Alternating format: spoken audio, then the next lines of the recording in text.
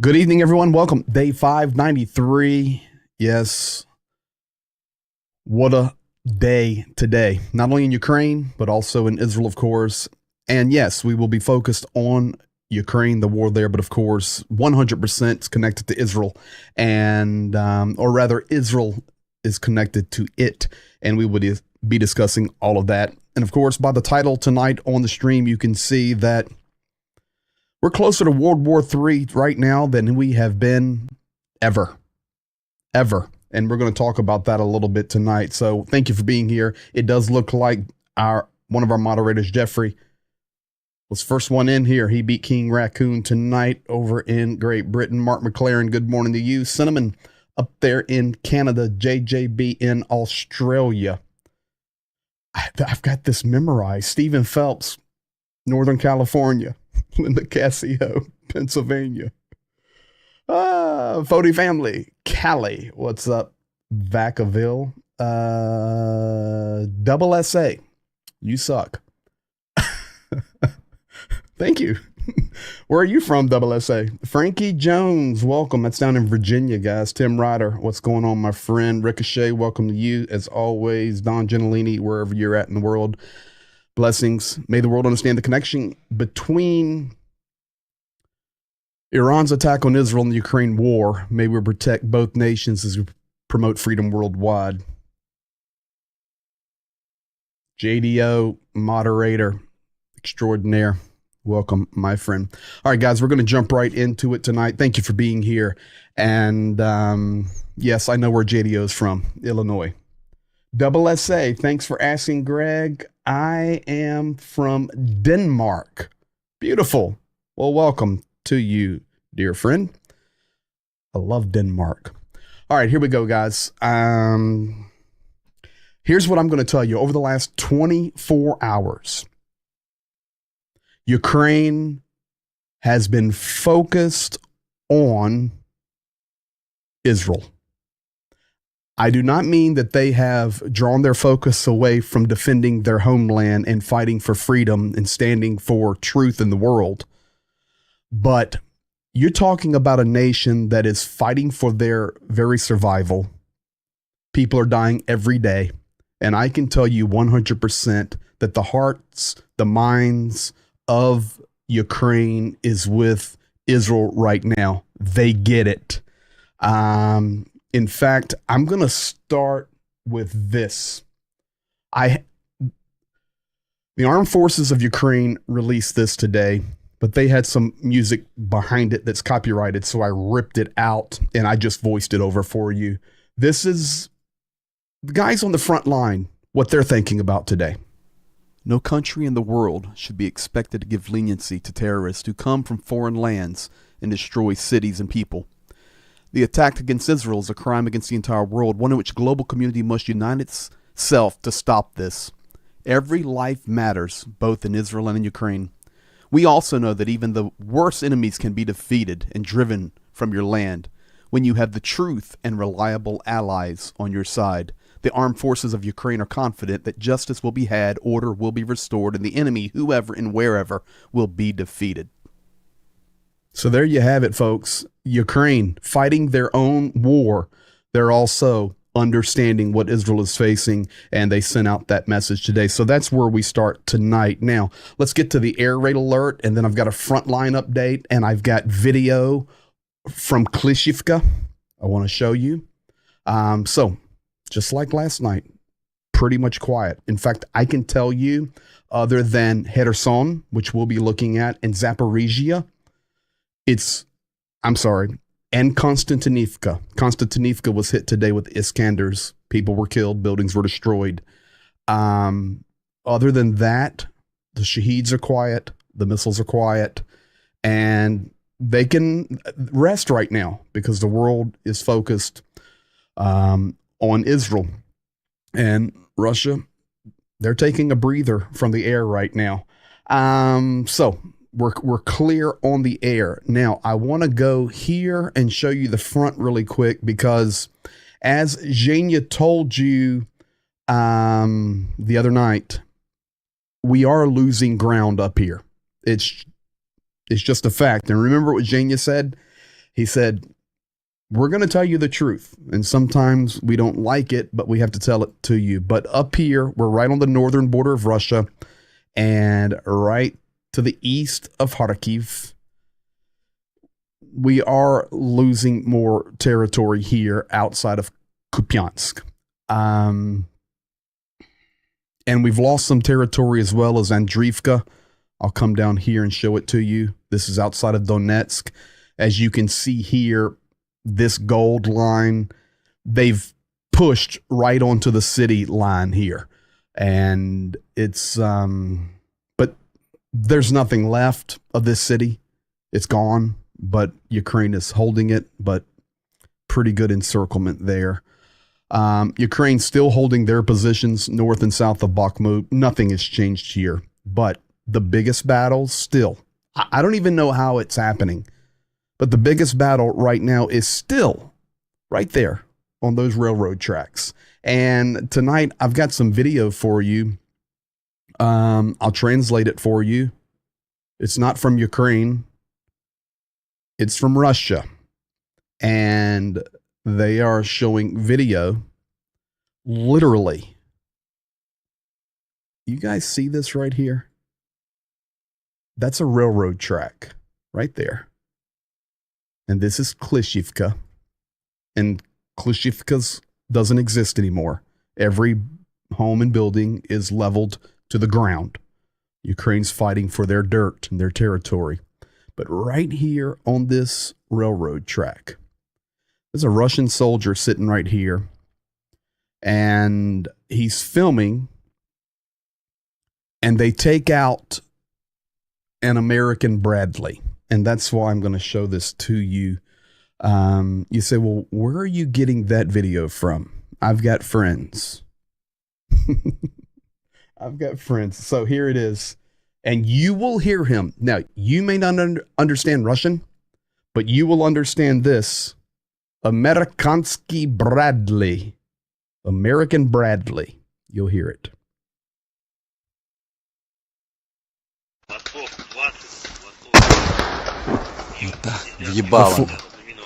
We got it. Вот так Брэдлики американские there, ждут. That American Bradley, we got it. Вот так. На, нахуй. Mamma mia. Now, I'm going to pause it right there. You guys look right in the middle of the screen and you will see the railroad crossing. You see the two poles on either side of the rail. So when I tell you that video is right here, right there. In fact, I can make it a little more fun for you. Well, not fun. Sorry, that's the wrong word. A little more real. That's a better word. Come out of Bakhmut, and we'll just come down to Klishivka, and I'll put you right on it. Right there. So now you can see that's the crossing, and Russian guys right in this tree line right here, whatever's left of it. The Bradley's right here. That's exactly what unfolded right there. So that's the same. I mean, honestly, it's not changed at all. Let me minimize that. Go back here. As we come to the south, nothing's changed. They're just fighting every day. Everything on the south is the same. We do have a little bit more of a punch from Ukraine right here west. They've taken to the outskirts of Verbovi, which is fantastic. So if they can get Verbovi, they've already got Robitny, and they could possibly get Nobrokopivka, and they're hard. Then they could establish some really good positions here with some cover. Even if it's destroyed cover, they'd have some cover because the positions they're in right now are very rural farmland and hedges. That's it.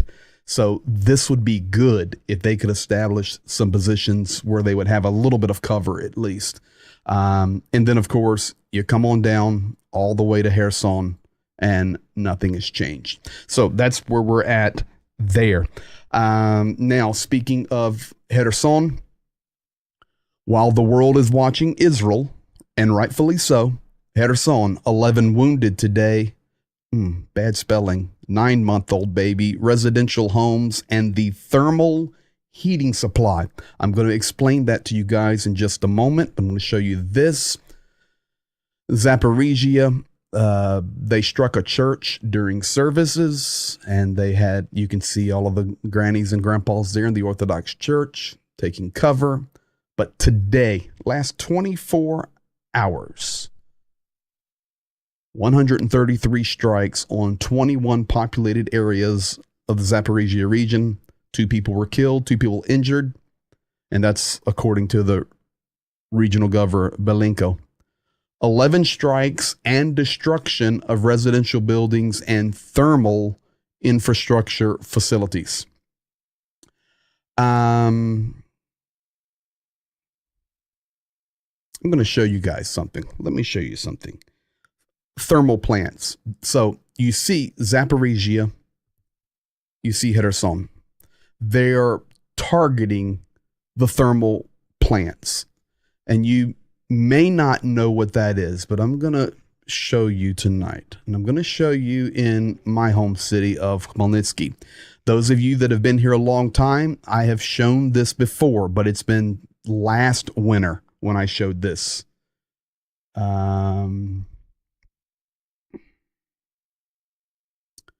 We'll come down to Khmelnytsky, and I'm going to show you what the Russians are destroying.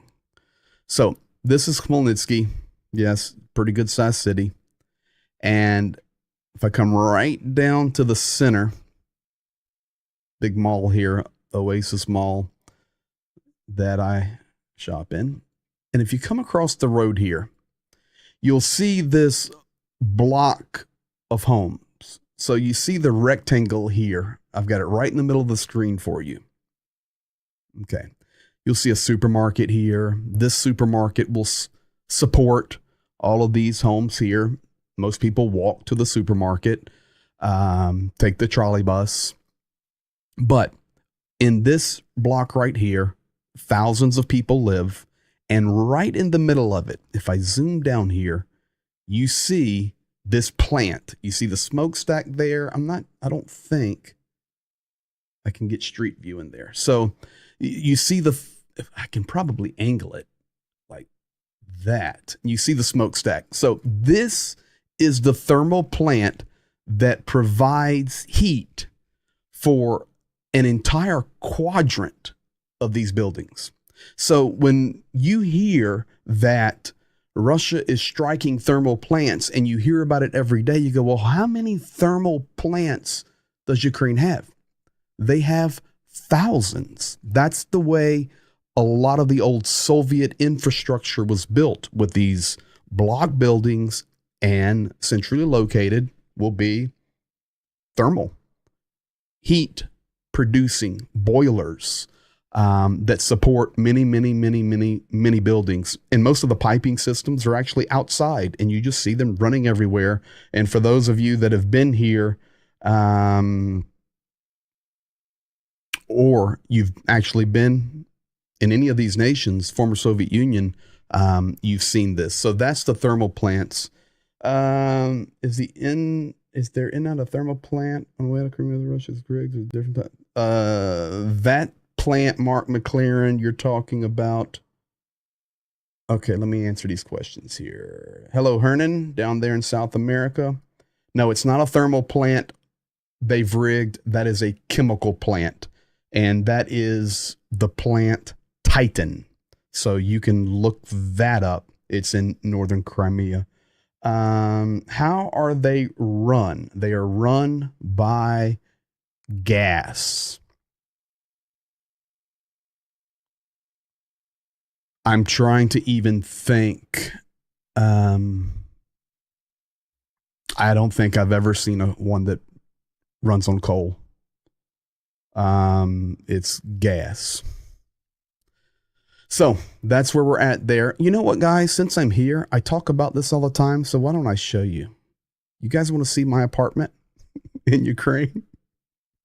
It's right here. I live right on the corner of this lake, and that is my view. And that is my building right there. And if I go down here, boom. That's my apartment building right there. I live right there on that floor. And this is where I go to the pharmacy, the shop for my stuff, and my coffee shop. So now you've experienced where I live. So, Zaporozhye nuclear power plant, talking about that, because we were talking about Titan and the thermal plants. Ukraine revealed today that they have attempted 3 times to, by force, take over the Zaporozhye nuclear power plant. 3 times they've attempted, and it's very precarious.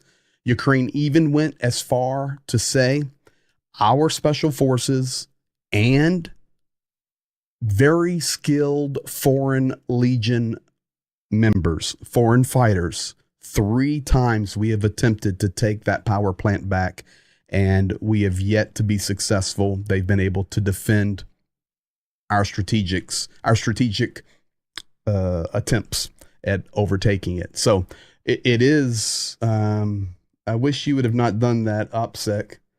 It's okay. I mean, listen, they know where I live, I promise you. But thank you for your care. Thank you for your care. That's not my apartment. I live on the other side of the city. Is that better? Okay, y'all are getting me now. Sorry, Malcolm. Sorry, Ricochet. I won't show my place anymore. Russia does have the Zaporozhye nuclear power plant. And guys, I appreciate your care for me. You guys keep me straight. Sometimes I get excited showing stuff. So Russia using a new strategy, and it's really bad.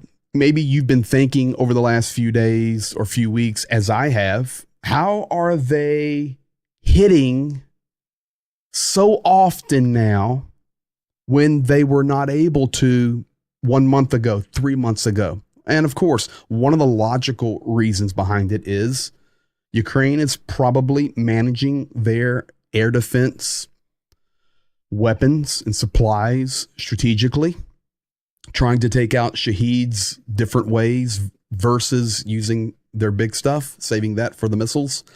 But we have discovered there is another problem, big problem, real big problem. Russians are infiltrating rescue teams.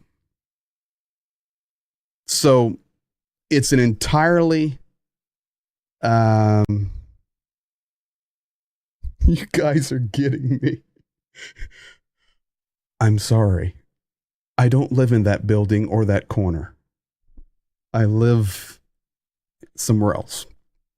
Apologies to you military guys. You keep me straight. So what is happening here is Russia is infiltrating the rescue teams, because we've been on site multiple times after a strike, And here's what happens immediately after a strike. The first 15 minutes, citizens that are locally around there run and begin the rescue. Within 15 minutes, the authorities arrive, fire, police, everything. And they take control of it. At that moment, they move the volunteers out, and then you have those that are supposed to be there that are skilled to do that. The only people then that could be in that is those that are in those groups and those that have passes to do so. So what is happening is there are a lot of guys that are coming early in these larger cities, Odessa, Zaporizhia, Kherson, and they're responding to the hits, and they're dropping markers. They're dropping coordinates. They are saying, giving the information out. We struck here. We missed by 100 meters. And then many times you're getting the double tap. It is crazy. But now Ukraine has caught their first one. And the most recent strike in Odessa, the reason it was so successful is because there was a collaborator there who gave out the coordinates. And you may ask, well, how are these guys able to give out the coordinates so easy? It was just a cell phone. Just a cell phone. And I know you guys care about me and where I live and what I do, but I'm going to tell you, there's nothing in Ukraine private. Nothing. You have to be so careful who you talk to now. And I'm going to validate this further in just a moment with some things that Ukraine has done in regards to security. But I'm telling you, Russia knows everything about every street, about every apartment, about every building. There's nothing private in Ukraine. I remind you that Russians and Ukrainians can blend, and it's much easier for a Russian to blend in Ukraine than a Ukrainian to blend into Russia. And you may go, well, how is that? Because they really have some differences. And when you understand Ukrainian culture and even the Ukrainian look facially versus Russian, you can tell, well, this is Ukrainians, these are Russians, but Ukraine is full of Russians, full of people that are Ukrainians who are Russian descent, every city. So you really can't tell. But if Ukrainians are walking around in Russia, I know it's crazy maybe for you to understand that, but I'm telling you, you can line up 5 people and I'm going to pick out the one Ukrainian if there's a Ukrainian standing there and 4 Russians. All day long, every time. Certain things I'll see, certain mannerisms, certain behaviors, certain ways of communication. So it's very, very, very dangerous. It's so dangerous that now Ukraine, for the first time starting this week, has put security marshals on all passenger planes. I popped a couple pictures there of some guys that are undercover, and that's not guys, but guys that would look undercover. They're not going to have uniforms. They're not going to have any insignia. They're going to be looking like passengers, much like air marshals here in the United States and in Europe. And they're going to be on every train. So what is that telling me? Because I've been riding trains there for 26 years. And they've just done this, and they made it public information. They're having issues. There's no question Ukraine is having issues with infiltration and guys from Russia giving information away. Now, North Korea, we've got some satellite imagery out. North Korea, absolutely, we already knew this, sending supplies to Russia. But this is at the Tumangang rail facility, and the reason this was called out is because this rail facility has not been active for months. It's up on the Russian border, and it's just been quiet since the war, really. Not a lot of traffic. Well, now it's loaded, and it's loaded from the North Korean side. There's a train there, and I can't zoom into it anymore. I can do this for you. There's a train there. It's got 73 box cars. It's got ore cars, and the shipping dock area is loaded with crates, containers, and what the guys on the satellite noticed was this train station has not been active at all. And now, all of a sudden, a few weeks after Putin and Kim Jong-un are speaking, it's now not only active, loaded, and a massive train there, and that is on October the 5th. Where's that train going? That train line only goes to Russia. That line is way up north. It doesn't go to China. It goes directly to Russia. So where is it going? That's easy. It's definitely not going to South Korea. It's going to Russia. Speaking of South Korea, listen, this is stupid. This is a billboard tonight in Melitopol. You say, well, where's Melitopol? For you guys that don't know, it's occupied directly below Zaporizhia. Look right here in the blue lines. That's the key city of Melitopol. That is a stronghold. This is one of the billboards that is up, the advertisements. Okay. I'm not joking. This was real, sent to me. On the left, you can see the Russian children dressed up the way the old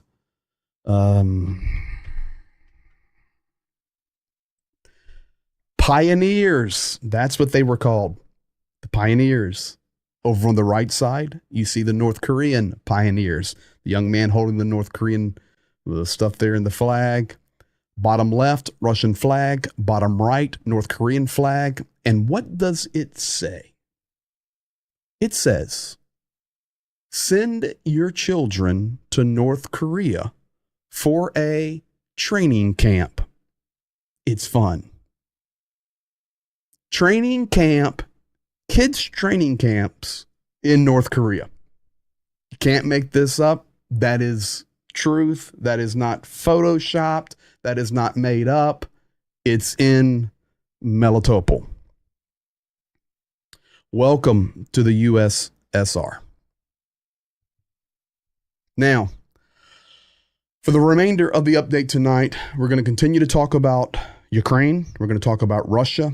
But I'm going to try to paint a picture for you where I personally believe that all of this is connected in multiple ways. And tonight, I'm going to try to validate that to you. So here's where we're going to start. This is basically where the conflict is down there. Yes, they're striking with missiles everywhere else. Yes, some words came out of Hamas that they would be willing to negotiate a truce. Netanyahu says there's no negotiations. We're going to level you. So over the last 24 hours, 500 airstrikes on the Gaza Strip overnight from Israel into Gaza in the red there. Israel has asked the United States for aerial bombs and ammunition for the Iron Dome. U.S. Secretary Blinken. United States has already sent and in process of sending. I have heard that a B-52 has already landed in Israel, but I don't have a picture of it there. But that's what they are saying there. And we know that the Gerald R. Ford battle group is on the way. Now, one of the things I'm concerned about, I need to rephrase that. I'm not concerned about it.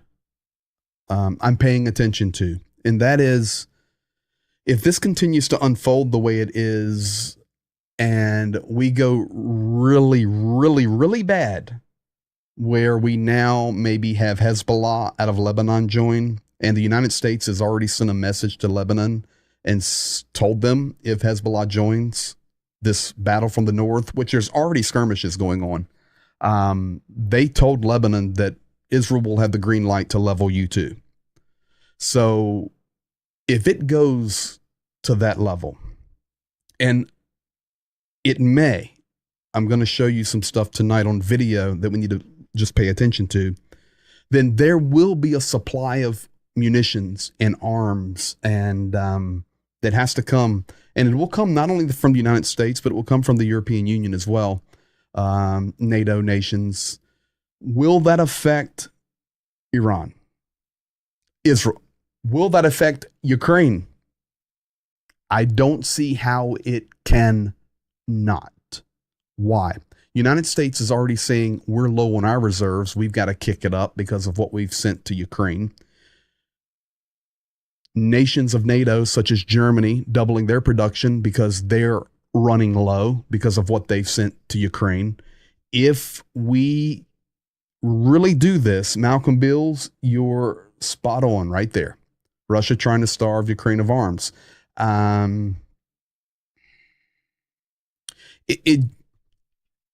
It's connected, guys. Ben Gurion Airport attacked this morning. Iran, it's confirmed, guys, helped Hamas organize attack on Israel. Hezbollah states that they will join Hamas in jihad.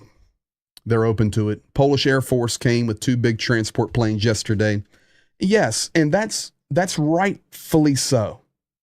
Rightfully so. Don't misunderstand me. We stand with Israel. But at the same time, to not think this will affect Ukraine is very, very naive. It will absolutely affect Ukraine. Israel has absolutely leveled a lot of Gaza. Here's some video out of Gaza. This is okay to show. Guy filming it out his window. I mean, we're talking just leveling it to the ground.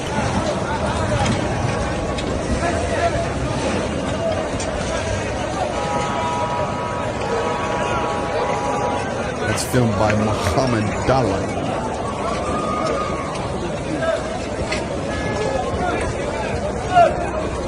So it's bad. I have lots of other video that I got in from the IDF. I put some stuff on Patreon today that I wanted to share that I definitely couldn't share on YouTube. The absolute evil. I literally have a video. I can describe it to you. Of the camera in the car. Like you're filming as you drive. It's very popular in Europe and Middle East. Everybody has a camera. And the car is just driving down the road, and these terrorists just jump on the road and shoot the drivers. And the camera films it all, and then of course they expire, and the car runs over and runs into another car. And when it does, these terrorists just come up, grab them out of the car, and start mutilating them. And I'm sitting here going, what are we witnessing? And I'm telling you, this is a lot of the similar practices that happened when Russia first went in North Kyiv, into Bucha and Irpin and Gostomel. A lot of very similar things.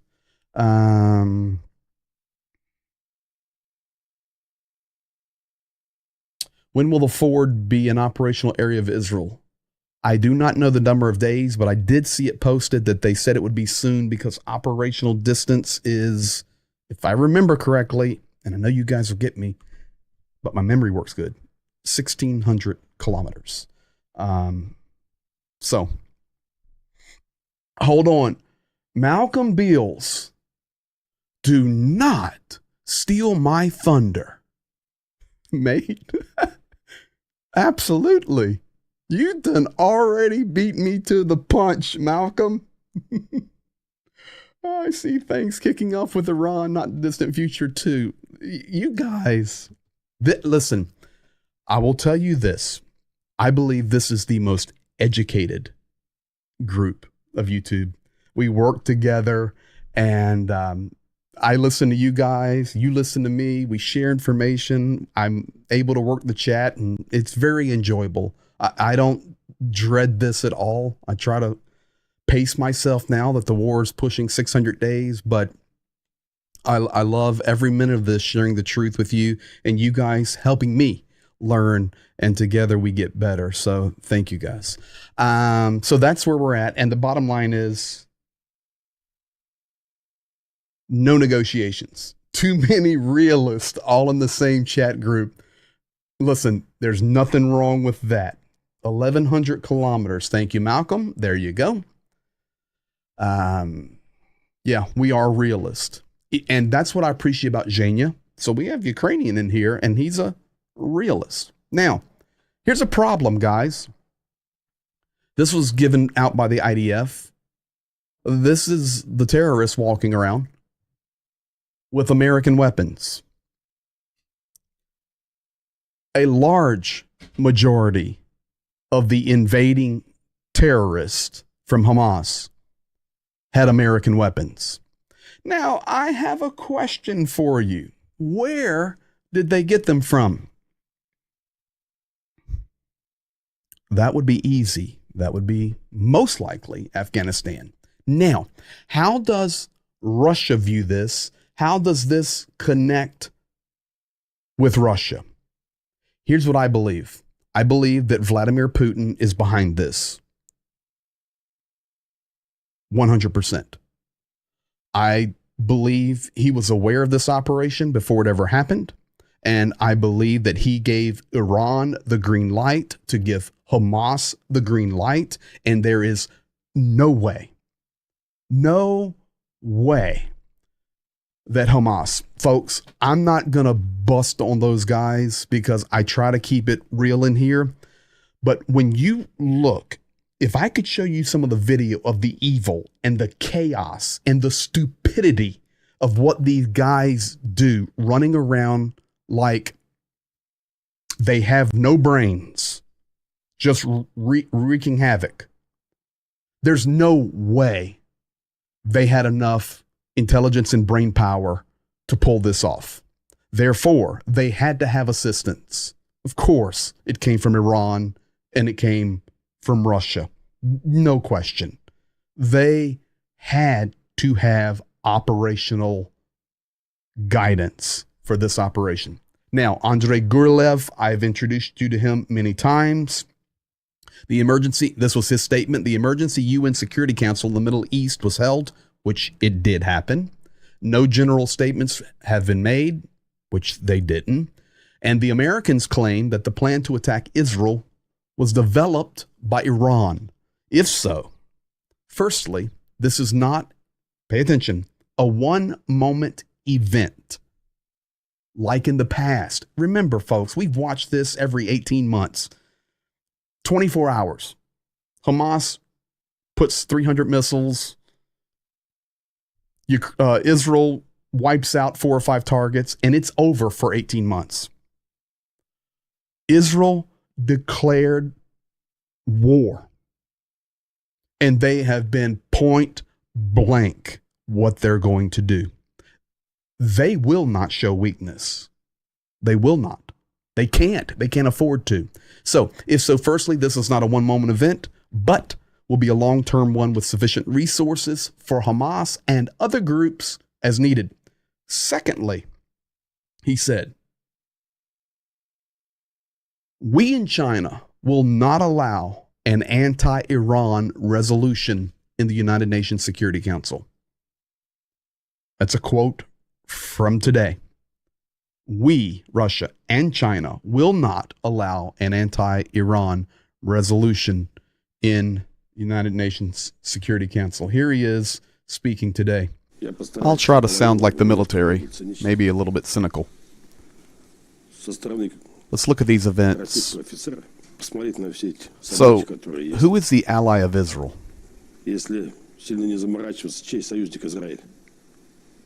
Of course, the United States of America, whose ally is Iran and the Muslim world around us. They're our allies. We, Russia, have our own goals and objectives, which are unparalleled. Our president defined them at the Valdai Forum. So there you have it. He says, just look at it. And he's right. Sorry. And the Valdai Forum, which happened 3 days ago, it's where Putin said, we're open negotiations, but we're not going to have no negotiations with Zelensky's plans. It'll be on our terms. So the war goes on. And they're making it very clear. And it's obvious. The United States stands with Ukraine. The United States stands with Israel. Russia stands with Iran. Iran is supplying Russia for the war. It's very easy.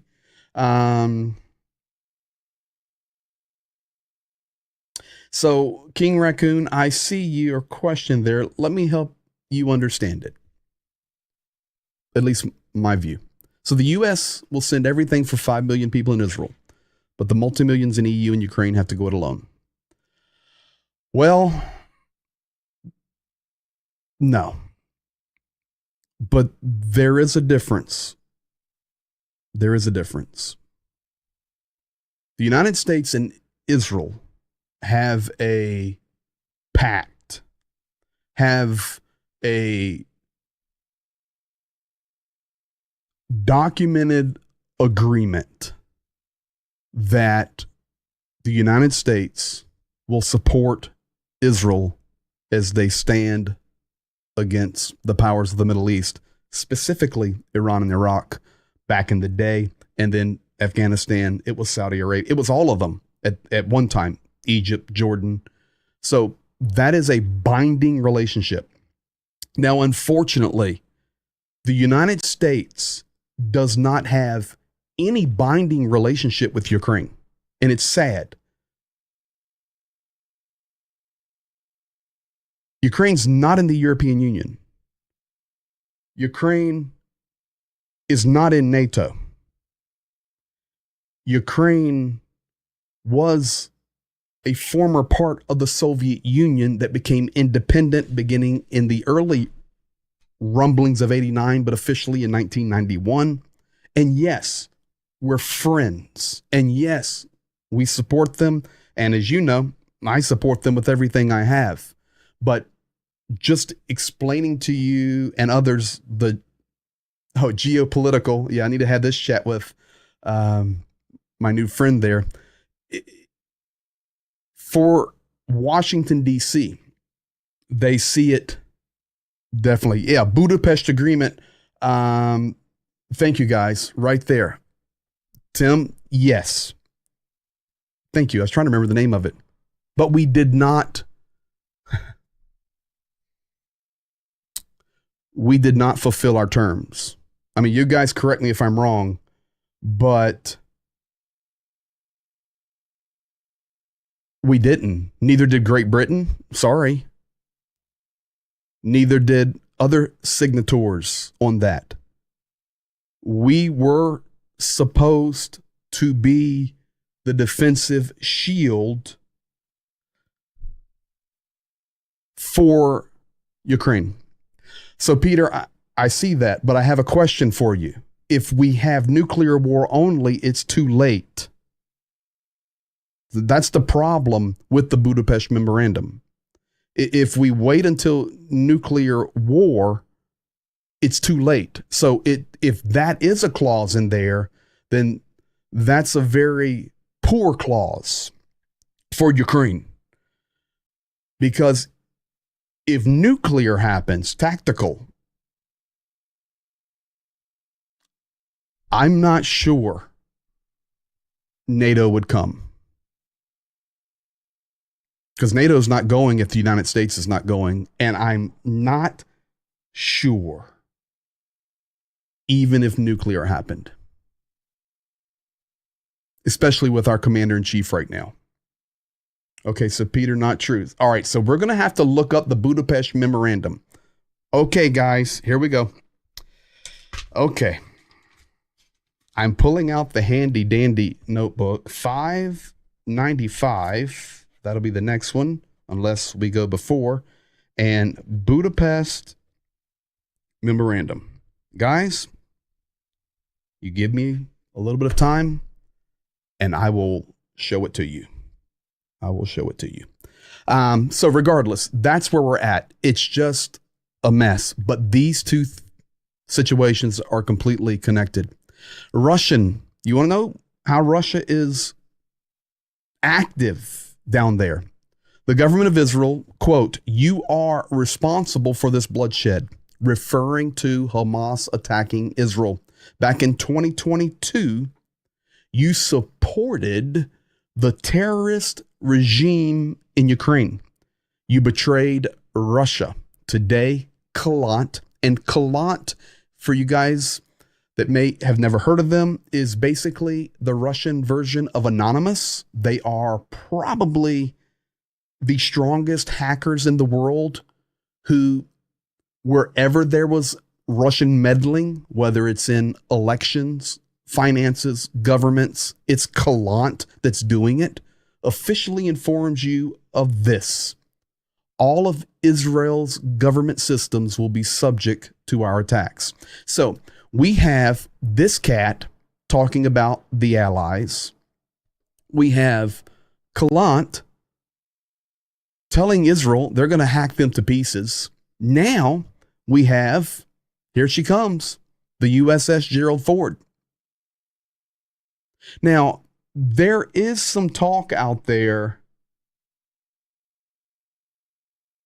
that Lebanon was informed that if Hezbollah does get involved and begins to strike heavily into Israel, or something happened that somehow America was fired upon, whatever, any of those things, that the Gerald R. Ford would fire on Lebanon. They've, as I understand it, they've already warned them. So they're coming. And with that comes F-35s, F-15s, F-16s, A-10s, new munitions. They are coming. Folks, this is the closest. You all keep saying it's Iran that caused attacks on Israel. Who made Iran do it? Putin. Yeah, that's what we said. That's what I said. Absolutely. I don't know if I would use the word he made them. I think he definitely gave them the green light. Regardless, you have a coalition. You have a coalition. So you really can't view this differently. You have to view Ukraine, this is where it started. This is the hotbed of the war. This is who we support. But we will be very naive if we do not recognize that now this surprising peace that nobody expected to happen, all of us included, affects directly the war in Ukraine. Now we see the coalition that was in hiding opening up more. You have Russia, Iran. And if you have Russia, Iran, you have Russia, Iran, Hezbollah, Hamas. If you have Russia, Iran, Hezbollah, Hamas, you have North Korea. You have China. Whether it's militarily or not, you have them because they stand against the Western values. It's ugly, but Putin's not calling the Hamas leadership, okay? But Putin is calling Ibrahim Raisi. And then the Iranians are talking to Hamas. That's how it's unfolding. This is Yoav Gallant.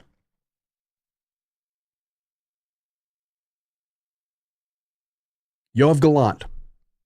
First, we shall bury our dead. Now, folks, this quote's today. These are the things I want you to pay attention to. Then we will deal with Gaza. Then we will deal with Iran. What really happens if his statement there happens? What if Israel just starts unloading on Iran? Does Russia get involved? Does the Gerald Ford get involved? this quickly can go nuts. Here's Lindsey Graham. An attack by Hezbollah and other Iranian proxies would be devastating to Israeli defense systems. If such an attack occurs, Israel and the United States should go after the Iranian oil refineries and oil infrastructure, which is the lifeblood of the Iranian economy. Do you see what he says there? Israel and the U.S. Now, Lindsey Graham is the number one United States supporter of the war in Ukraine. There is nobody who has been to Ukraine more than Lindsey Graham. Nobody who has supported Ukraine more than Lindsey Graham. Nobody. You say, well, how do you know that? Because my friends tell me. He's the number one. He's been 7 times. It's like Boris Johnson. He's been 7 times. Loves Ukraine. Stands with Ukraine. Pretty powerful dude. And he starts making statements like that.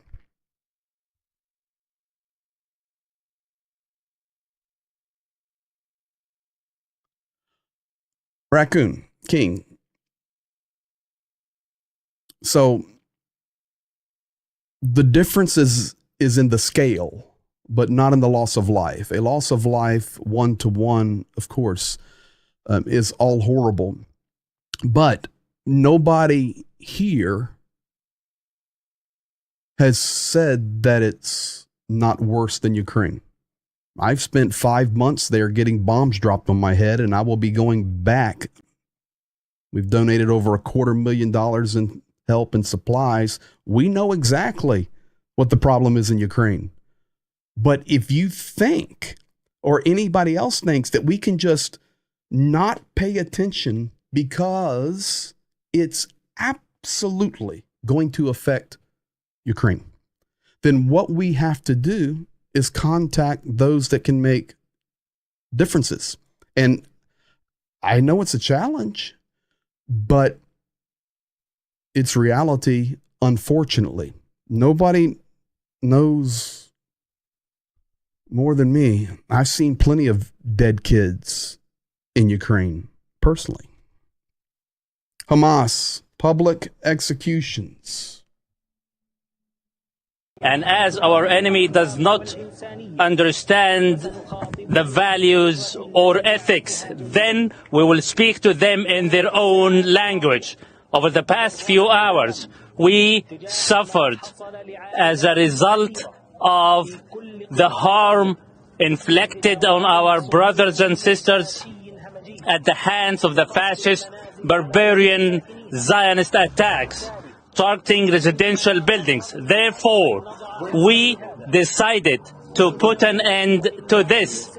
From this moment on, we announce that any targeting of innocent civilians without warning will be met, regretfully to say, by executing one of the hostages in our custody. And we will be forced to broadcast this execution. So you hear them talking there. That's directly out of Gaza. Do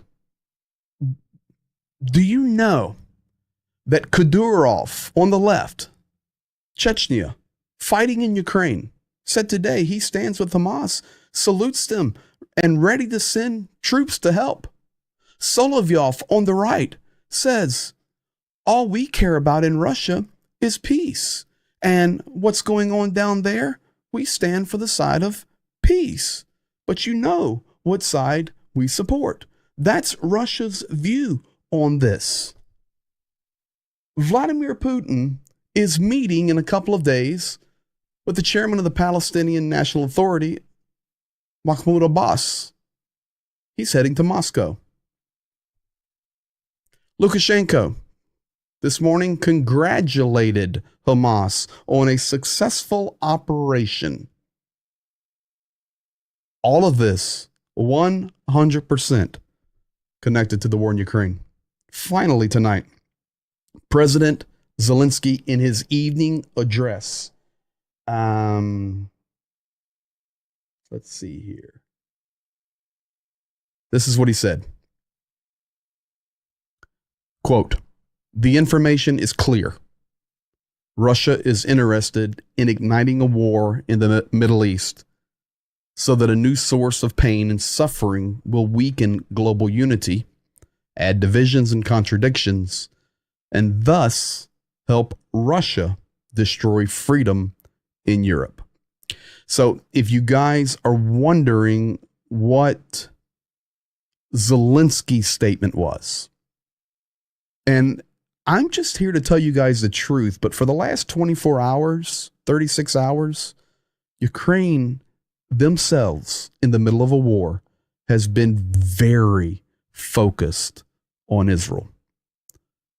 I would estimate, because I watch it all, 75% of their news over the last 36, 48 hours, they've been talking not about their war. And of course, they're dealing with it, but they've been talking about Israel because they know it affects them. They know more than anybody. And I can tell you, they're nervous about it. So we shall see. As always, we shall see. But we stand with Ukraine until victory, and we stand with Israel. Now, I kept the mic over it, but I've actually got my Zelensky sweatshirt on tonight. There she is right there. Now, that sweatshirt you can only get in Ukraine at a certain place in Kyiv. I'll let y'all see it one more time. That thing's like gold. I know some of you guys out there would like to have that sucker. It's dominoes. Yes, Mark. Everything has an effect, but we shall see. We shall see. Let me show you this though. Listen to this last statement here. In my opinion, this statement's very, very interesting. Okay, very interesting. This is the president of Israel.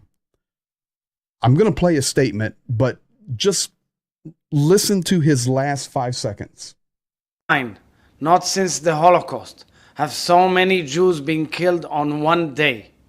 And not since the Holocaust have we witnessed scenes of Jewish women and children, grandparents, even Holocaust survivors, being herded into trucks and taken into captivity. Hamas has imported, adopted, and replicated the savagery of ISIS, entering civilian homes on Holy Day and murdering in cold blood whole families, young and old, violating and burning bodies, beating and torturing their innocent victims, Jews and Muslims and other faiths. The brutality, the inhumanity, the barbarity of monsters, not humans, monsters. Over the past days, I have spoken with leaders from around the world who expressed their deep outrage at the attack, including Vice President Harris, Secretary of State Blinken, the heads of the EU, the UN, NATO, and other closer to home, like my friend President of the United Arab Emirates, Sheikh Mohammed bin Zayed. I call on all nations around the world, first, most importantly, make clear and loud condemnation of Hamas's actions. Just as you have condemned the abhorrent and unspeakable actions of ISIS, because today they are one and the same. Second, those nations that have yet to do so designate Hamas in its entirety as a terrorist body. Third, make clear that Hamas carries full responsibility and accountability for the well-being of the hostages it has taken and demand their immediate return to Israel. And fourth, support Israel in words and in deeds. Israel, for its part, will continue to defend itself. The government of Israel, Prime Minister Netanyahu, the IDF, and all of the Israeli security agencies have my full support.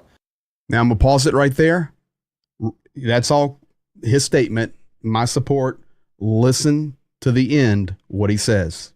We will act with full force and unwavering commitment to eliminate this threat to our people. We will pursue all those who perpetrate and support such grievous acts against us. We will pursue all those who perpetrate this horrible event against us. Iran, and if it goes all the way to the Kremlin, I don't put anything past Israel. They're tough guys. Now, let me get to a couple of comments before we get out of here. What I find abhorrent, JJB, is protest against Israel, supporting Hamas all around the world, Western communities. Let me tell you about New York City, where the supporters of Hamas are dancing in the streets in the shadows of our World Trade Center that was taken down in 2001. King Raccoon, Putin started it. 100% agree. Let's see here. I agree with that. We've let them in through our southern border. Be vigilant, no question. I see Rick and all you guys, Ricochet talking. Mark, great statement here. We as humans seem never to learn from our mistakes. 2 world wars caused generation of pain, and never go down that hole again. King, Ukraine is the war, but you guys don't get it yet. Israel is Pearl Harbor. You don't get it yet. It's not World War II, it's World War III. Oh, we agree. It's coming. It's closer now than it's ever been.